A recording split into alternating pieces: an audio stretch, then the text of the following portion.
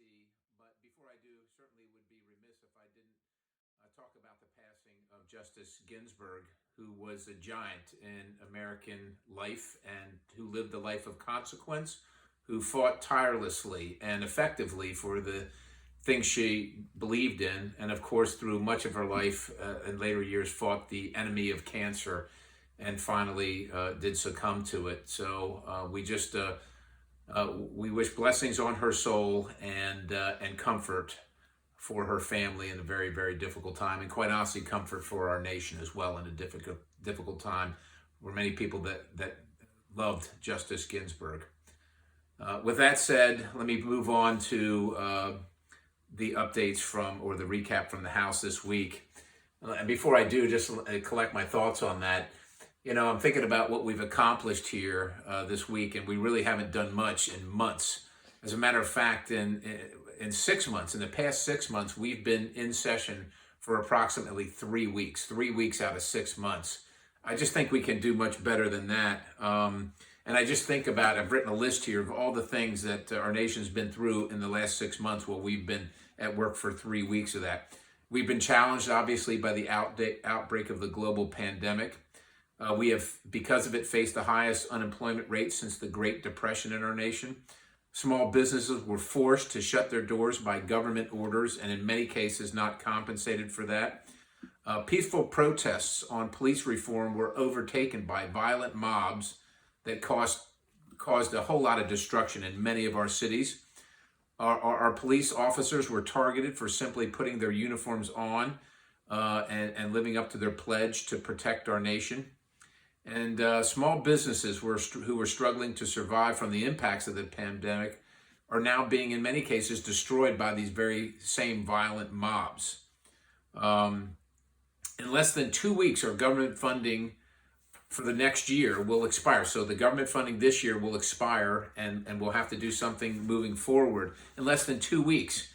And we've been stuck in gridlock, ostensibly over liability reform due to the pandemic.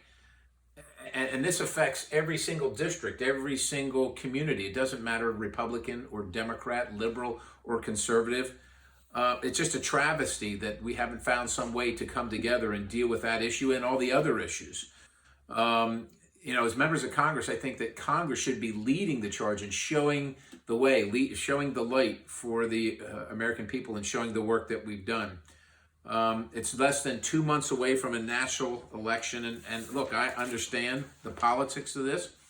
So, we have 8 legislative days left, 8 days to be in Washington, D.C. legislating until November 3rd.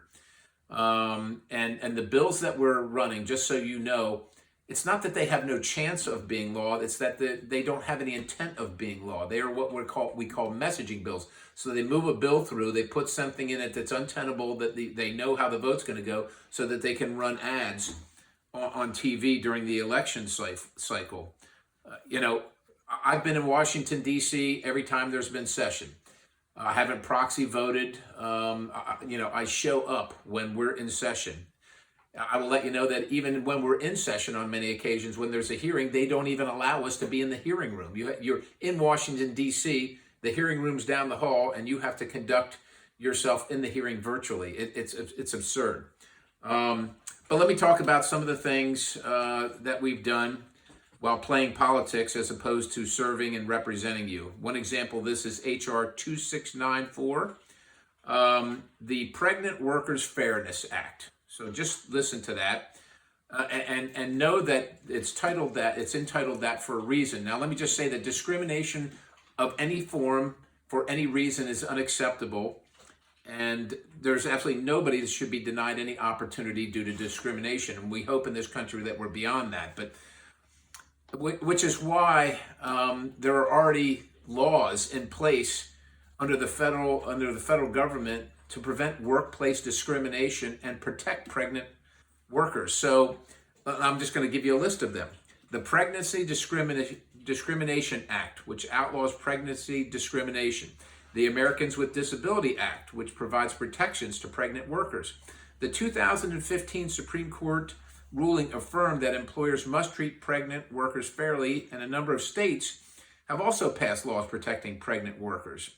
The Equal Employment Opportunity Commission, the primary federal agency that enforces civil rights laws against workplace discrimination, has stated that the ADA requires employers to accommodate pregnancy-related limitations. So you can see there's a panoply of legislation, laws in place regarding this topic.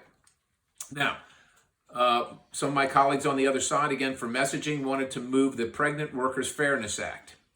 And what we had asked for as Republicans was an exception or a waiver for religious institutions in cases where the religious institution would have to provide services, particularly abortion services that are against their faith.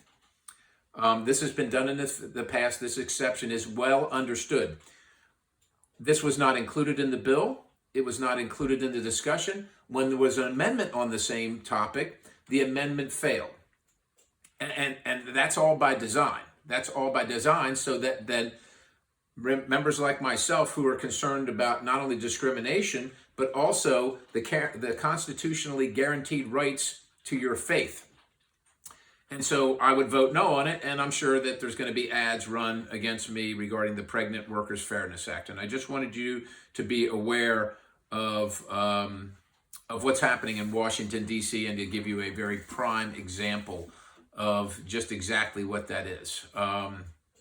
We could have done something on a bipartisan basis, and it likely would have been signed into law, but this isn't going to be it, and it was never intended to be it. Moving on, House Resolution 908, the condemning all forms of anti-Asian sentiment as it relates to COVID-19. This is also another messaging bill, and I'll just tell you why. I'm going to just justify this for you. The resolution would condemn, and I'm reading this so I get it exactly right. The resolution would condemn the use of Chinese virus as a phrase and Wuhan virus, despite the fact that the Foreign Affairs Committee, of which I'm a member, held a hearing with the title of the Wuhan coronavirus. Now, I don't get to set the title of the hearing. I don't even get to set the date or the subject of the hearing.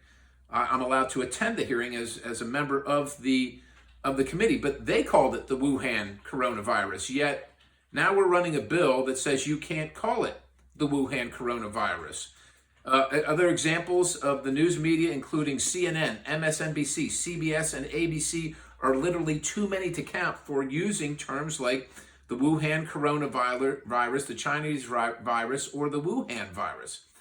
The resolution is completely hypocritical, and it's meant to be a messaging bill. So when I vote against it, someone can say that that apparently I hate China.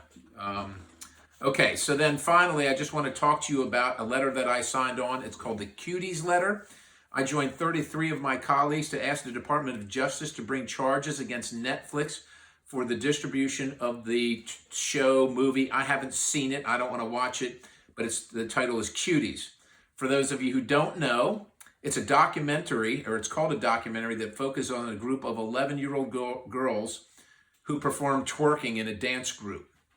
The director of the film says the intent was to show how we sexualize young girls, but in my opinion, from what I did see, it completely missed the mark and actually sexualized 11-year-old girls. And importantly, and I think this is an important point, if you look at the film and what's depicted in it, it literally reaches and would be included in the definition of pedophilia or pornographic images, including children, based on the federal statute, the federal guidelines.